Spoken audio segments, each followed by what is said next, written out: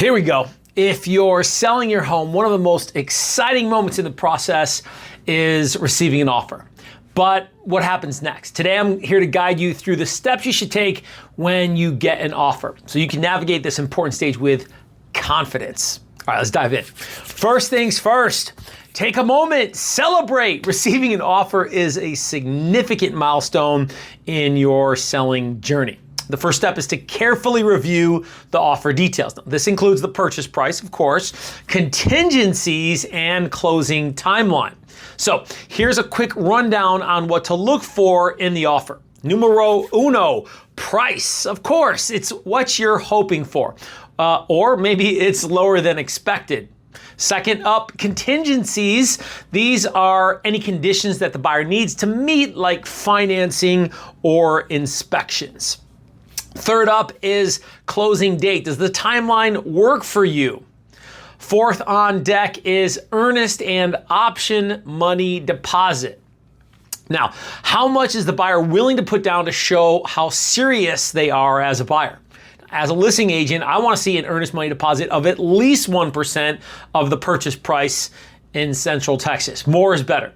Think of earnest money like a security deposit. The seller wants to see you have some money.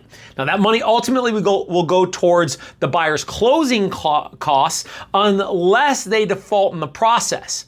Now, we can talk more about that and any questions that you might have. Hey, reach out anytime. No questions too small. I love having those conversations. People are calling me every day about stuff like that, so I'd love to hear from you.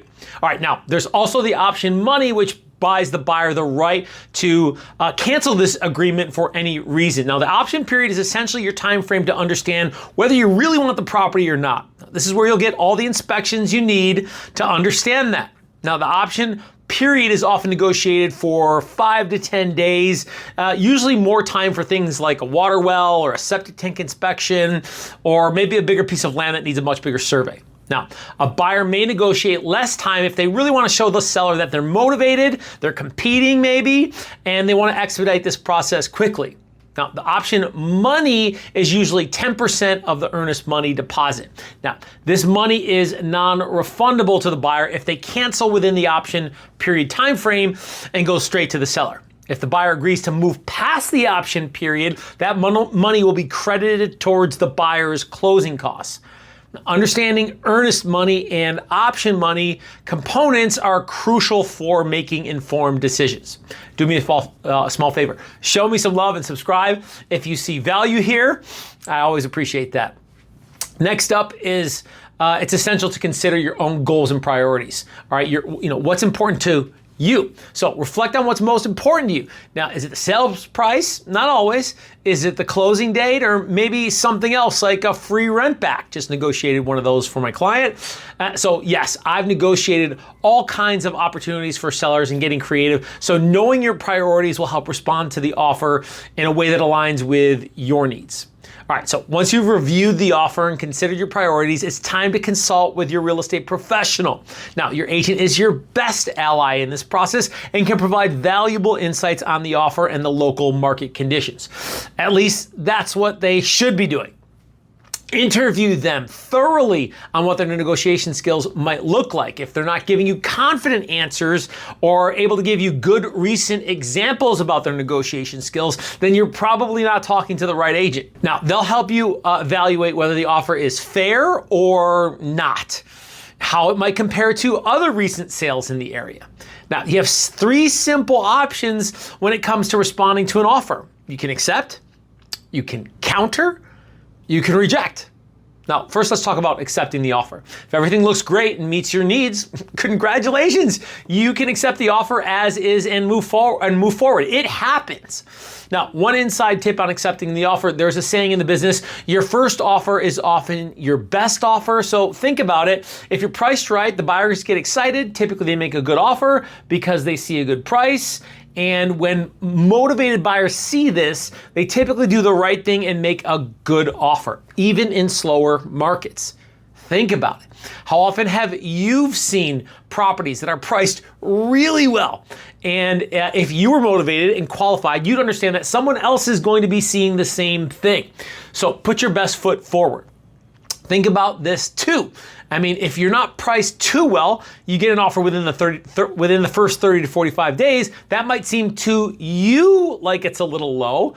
And in reality, typically buyers have already done their homework. So if you started high, they're making an educated offer on what reality might really be. Have you gone over those numbers with your professional? Not everyone does. And so they don't even know where reality really is.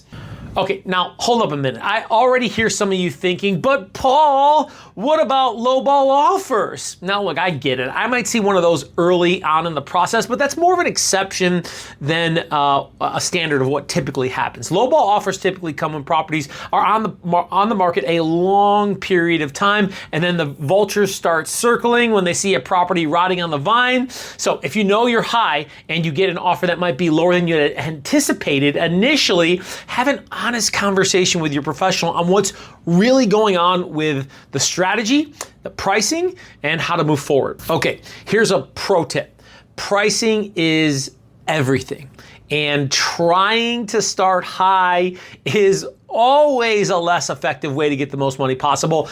Even in a slower market, price aggressively to sell at or higher than the competition. Lots of questions on that later. All right, so your second option is to counteroffer. Now, if there are aspects that you'd like to negotiate, such as price or contingencies, you can make a counteroffer. This is a common practice and can help you reach a middle ground that works for both parties. Now, literally anything can be countered. So consider thoroughly the terms of the offer. A small counter in one place may allow for better concessions somewhere else. A true professional should be able to guide you through this process and look at your options and figure out where to push or pull in parts of the negotiation process so everybody can feel like they're getting something. Hey, before I drop the next step, don't forget, if you'd seriously consider an offer on your home, contact me directly for a conversation on how I can produce a real offer on your property. All right, now I'm not talking about any lowball investor offers. I'm talking about real offers. Okay, option number 3, reject the offer. Now, if the offer doesn't meet your expectations and you feel it's too far off, you can choose to reject. But listen, I'd be sure to communicate your reasoning as to make sure you keep the door open to continue to negotiate for future negotiations. And look, a true professional is going to consult on how to tactfully reject an offer so the communication encourages a reoffer or a counteroffer.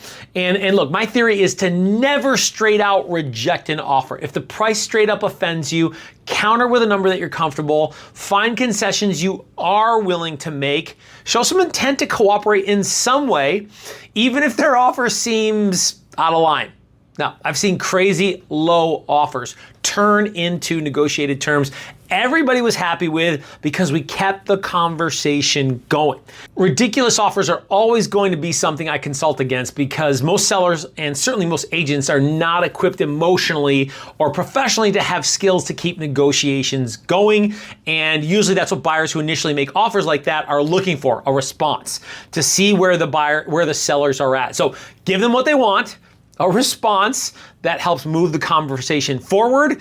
I always tell buyers that they really shouldn't be doing that. All right, so look, it's important to remember that negotiations can be emotional. It's natural to feel attached to your home and want the best outcomes. Try to approach the situation with a level head, and keep in mind, buyers are always making a significant investment too, and their offers are often reflective of their own needs and constraints. A true professional listing agent is going to have a conversation with the buyer's agent to find out what's going on with the buyer's situation. Why are they making an offer with the terms presented? Which can give you a ton of insight to help come to an agreement and move the conversation forward. So after you've responded to the offer, be prepared for further negotiations. This might involve back and forth verbal communications until you reach a written agreement. Patience is key during this part of the process, as it can take time to finalize the details, sometimes days, sometimes a week or more. So stay open and flexible and maintain clear communication with your agent throughout the process. Okay, Lastly, once you've accepted an offer, ensure that you understand the next steps. This includes scheduling inspections, appraisals, and any other contingencies outlined in the offer. Now, your agent will guide you through this process to ensure everything goes smoothly leading up to the closing.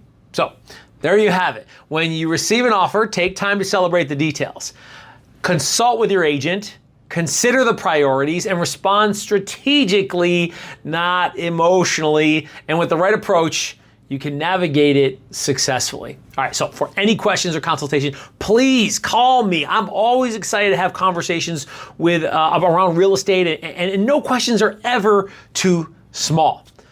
My job is to bring clarity around the market so you can have certainty with the results and look, help get you what you expect in the time frame you expect it.